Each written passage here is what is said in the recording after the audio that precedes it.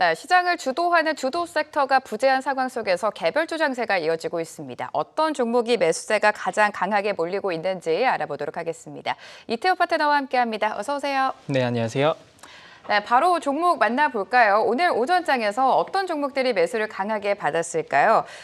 결국에 조선주를 빼놓을 수가 없을 것 같습니다. 하나오션과 삼성중공업 오늘도 시세 내주고 있고요. SK하이닉스, 솔리드까지 들어와 있는데 하나씩 살펴볼게요. 삼성중공업 앞서서도 조선주에 대한 이야기 많이 나눴는데 삼성중공업 수주는 말할 것도 없이 꽉 차 있다는 거를 투자자분들이 아실 테고 지금 기관의 매수세도 집중적으로 들어오고 있습니다. 오늘 장에서도 3%대 강세를 좀 시원해주고 있는데 조선주 업황이 좋다는 건 아는데 그 안에서 그쵸. 삼성중공업을 봐야 되는 겁니까? 말씀하신 대로 네. 조선 업황이 너무 좋다라는 거는 네. 잘 알고 있습니다. 또 지금 최근에 주가가 워낙 많이 올랐기 때문에 고평가에 대한 이야기들도 일부 들리고는 있지만 너무 올랐어요. 사실 이제 그동안 조선주를 평가하는 부분 자체는 역사적 PB 배수를 가지고 평가를 했었는데 최근에 이제 HD 현대그룹주 중심으로 주주환원 율이 굉장히 높아지고 있습니다. 보통 배당이라든지 아니면 이제 자사주 매입과 관련돼서 좀 진행을 많이 하고 있는 상황인데 그렇게 되면은 사실 이 PB 배수를 가지고 뭔가 측정을 하는 것은 좀 과거와는 좀 다르게 평가를 해야 되지 않을까. 그래서 워낙 수주 모멘텀이 강하다는 것은 이익성이 강하기 때문에 앞으로는 이제 이익 기반의 밸류에이션, PER이든지 아니면 EV/EBITDA 같은 이런 것들을 기반으로 평가를 한다라고 하면은 여전히 고평가는 아니다라고 좀 보시면 좋을 것 같고요. 이 중에서도 LNG에 대한 부분들이 굉장히 많이 부각이 되고 있는데 그 중에서 삼성중공업을 좀 주목을 해보셔도 좋을 법한 이유가 사실 경쟁사랑 비교를 하게 되면은 삼성중공업 자체는 어떤 시너지를 창출할 수 있는 그룹사 내에서의 어떤 관계성이 좀 적은 것은 사실입니다. 거기에 물리적인 야대의 크기 자체도 작은 부분이 약점이긴 한데 이런 것들을 커버하는 부분들이 굉장히 소수의 어떤 주력 제품을 기반으로 성장을 많이 하고 있습니다. 그 안에서 살펴보게 되면은 LNG선이라든지 컨테이너선 그리고 FLNG와 같은 이런 소수 주력 제품이 성장을 많이 하고 있다는 부분 중심으로 매출 단순화가 되어 있다는 부분이고요. 그다음 중국 자회사라든지 중국 현지 협력사 발굴을 통해서 이런 것들을 기반으로 이제 경쟁사와의 비교했을 때 LNG와 특화된 강점들을 많이 보유하고 있다는 부분들이 시장에서 기관 매수세가 유입이 되고 있는 주 요인이지 않을까 싶습니다. 특히나 지금 현재 수주 잔고 한 121척 중에서 79척이 LNG 가스선으로 좀 구성이 되어 있기 때문에 앞으로 이제 수익성 개선이 고가 선박 중심으로 계속해서 발생할 수 있다라고 보시면 될 것 같고요. 내년도에는 이제 특히나 미국 중심의 이제 LNG 수출 프로젝트가 재개될 가능성이 높은 만큼 삼성중공업의 어떤 수혜 강도가 굉장히 높아질 가능성이 있다라고 보셔도 좋을 것 같습니다. 네, 삼성중공업 여전히 봐야 된다라는 말씀해 주셨고요. 오늘 하이닉스도 매수 상위에 들어와 있습니다. 강하지는 않지만 그래도 1%대 올라주면서 17만 원 선 다시금 회복을 하고 있고요. 하이닉스와 관련해서는 또 어떤 포인트를 우리가 모멘텀으로 받아들일까요? 사실 반도체 분위기가 좋지는 않잖아요. 안 좋죠. 디램에 대한 분위기 네. 자체 가격이 너무 떨어지고 있고, 근데 이 부분들은 이제 11월부터 이미 이야기가 나왔던 부분인데, 그게 이제 현재 시점에서는 내년 1분기 기점으로 좀 어느 정도 진정이 될 수 있다라는 최초의 전망과는 다르게 이게 좀 장기화되고 있는 상황인 것 같습니다. 근데 이런 상황이 좀 지속이 된다라고 하면은 역시나 삼성전자라든지 SK하이닉스의 어떤 주가 상승 요인에서는 좀 제동이 걸릴 수 있는 부분들인데, 사실 SK하이닉스 같은 경우는 디램 가격 하락에 대한 부분들이 방어를 좀 잘 되고 있는 대표적인 기업이라고 보셔도 될 것 같습니다. 이번 이제 4분기의 매출 전망치들을 좀 고려를 해보게 되면은 디램 내에서의 HBM이 차지하는 비중 자체가 지난 3분기 때는 한 30% 정도 수준이었었는데 이번 4분기를 기점으로 40% 이상으로 좀 올라설 가능성이 높다라고 이야기가 나와주고 있습니다. 그렇다라고 하면은 디램 가격이 이제 좀 부진한 상황 속에서 이 HBM을 통한 어떤 평균 매수 그 판매 단가 이 자체가 어떤 방어적인 흐름들이 나타날 가능성이 높기 때문에 기존 디램의 이 가격 추이 자체가 기존 10% 상승해서 신규 이제 상품 같은 경우는 한 9%, 8%로 하향 조정이 됐는데 이런 것들을 충분히 커버할 수 있는 상황이지 않나. 그리고 HBM뿐만 아니라 지금 이 SSD, 고용량 ESSD 같은 경우도 낸드 플래시 내에서의 매출 비중이 현재 60%를 좀 상회하는 수준으로 나와주고 있습니다. 그렇다라는 것은 결국에 업황 자체는 좀 부진할 수는 있겠지만은 수익성 자체만 놓고 본다라고 하면은 SK하이닉스 같은 경우는 상대적으로 다른 기업 대비했을 때 방어성이 굉장히 높고 여전히 4분기에도 시장 예상치 수준 정도의 어떤 실적은 부합하는 어떤 결과가 나올 수 있지 않을까. 그래서 오히려 지금 시점에서의 SK하이닉스 같은 경우는 내년도를 바라본다라고 하면은 여전히 현재보다는 주가는 좀 상방이 열려 있는 그런 구간이지 않을까라는 생각을 해볼 수 있겠습니다. 네, 다시금 20만 원 선을 회복할 수도 있겠다. 이렇게 네. 좀 긍정적으로 바라보고 계신 것 같습니다. SK 하이닉스 짚어봤고요.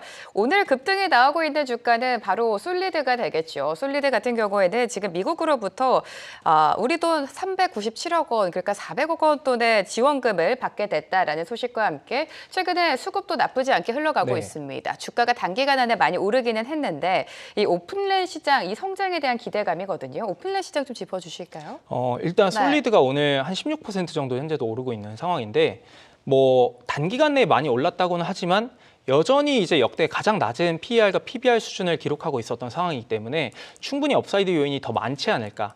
내년도에 이제 통신 업종을 좀 고려를 해보게 되면은 현재 시장에서는 뭔가 부각이 많이 되고 있지는 않지만 내년 한 해를 고려해 본다라고 하면은 통신 섹터의 업사이드 요인이 굉장히 많다. 그 어느 때보다 많을 수 있다라고 보셔도 될 것 같습니다. 일단 기본적으로 내년도에 이제 우리나라뿐만 아니라 미국 내에서의 주파수 경매 이벤트가 좀 존재한 상황이기 때문에 이런 것들이 어떤 통신 업종의 어떤 상승 트리거 역할을 해줄 가능성이 굉장히 높고요. 그다음 이제 해당 흐름들 같은 경우에 좀 더 체크를 해보게 되면은 사실 바이든 행정부 때는 주파수 경매가 지지부진했던 상황들이 많이 있습니다. 근데 최근에 이제 트럼프 당선인의 어떤 인수위 과정에서 주요 그 인사 그 결정들을 하고 있는 상황 속에서 어떤 통신과 관련된 그 파트에서의 인사위원 또한 공화당 출신의 이 친 트럼프계 인사가 좀 안착을 했기 때문에 내년도에 이 당선 이후 취임 이후에는 본격적으로 어떤 이 5G 어드밴스드 패키징에 대한 그 미중 패권 갈등이 강화되는 상황 속에서 주파수 경매가 이뤄질 가능성이 높고요. 실제로 지금 미국 내에서의 통신 3사 같은 경우도 주파수 경매를 보고 난 이후에 투자 결정을 어느 정도 캐파로 할지를 기다리고 있는 상황입니다. 그렇게 네. 됐을 때 내년도에 미국 내에서의 어떤 이 5G 어드밴스드에 대한 어떤 투자 활동이 급격하게 증가한다라고 하면은 현재 25년도 가장 강력한 통신 업종의 모멘텀이 될 수 있다는 측면에서 솔리드뿐만 아니라 관련해서 뭐 다른 RFHRC 같은 이런 통신 기업들도 현재 시점에서 같이 바라보시는 것도 좋지 않을까라는 말씀드리겠습니다.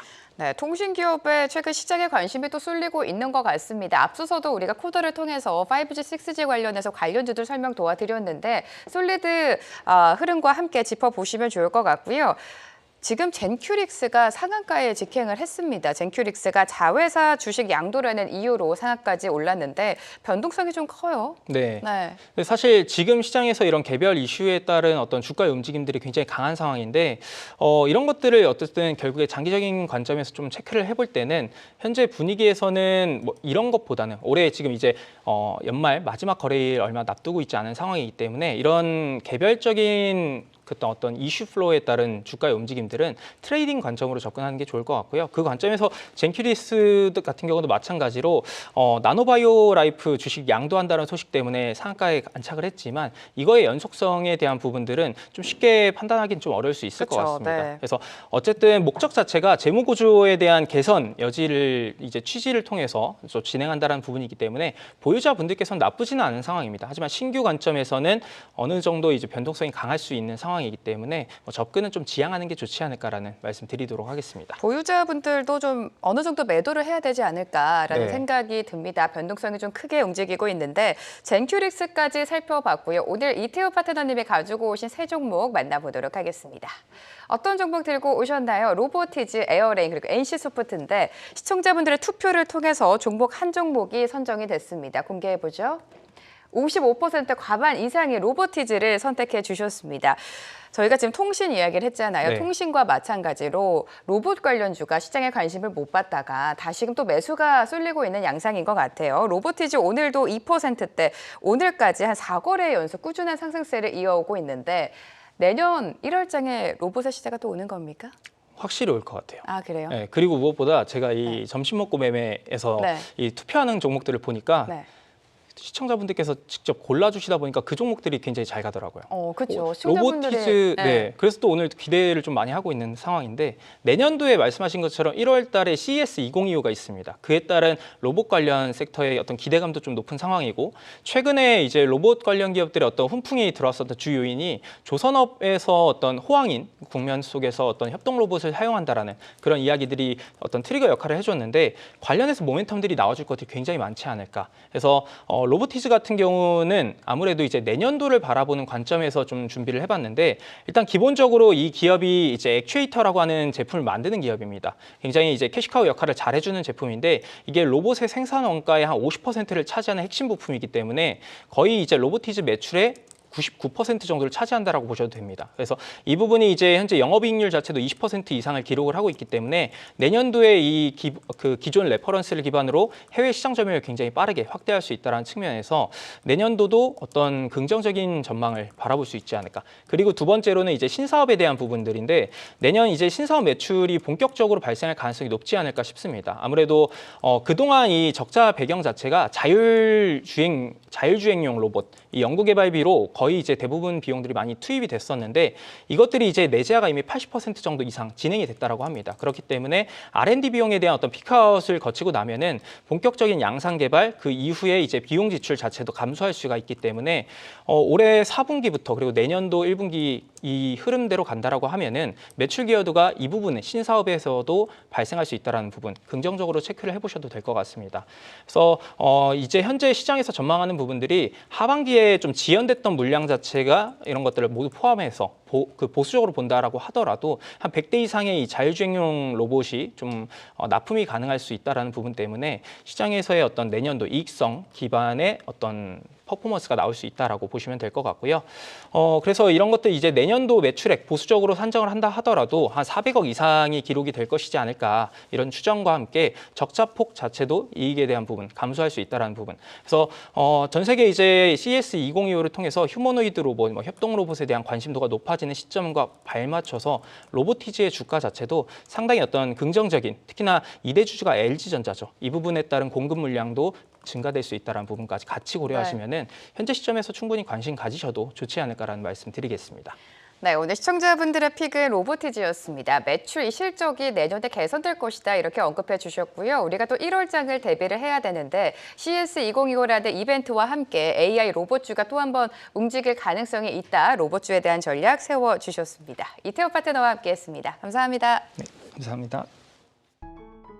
계속해서 다양한 경제 이슈를 알고 싶다면 구독과 좋아요, 알림 설정 부탁드립니다. AI 캐스터 권미정이었습니다.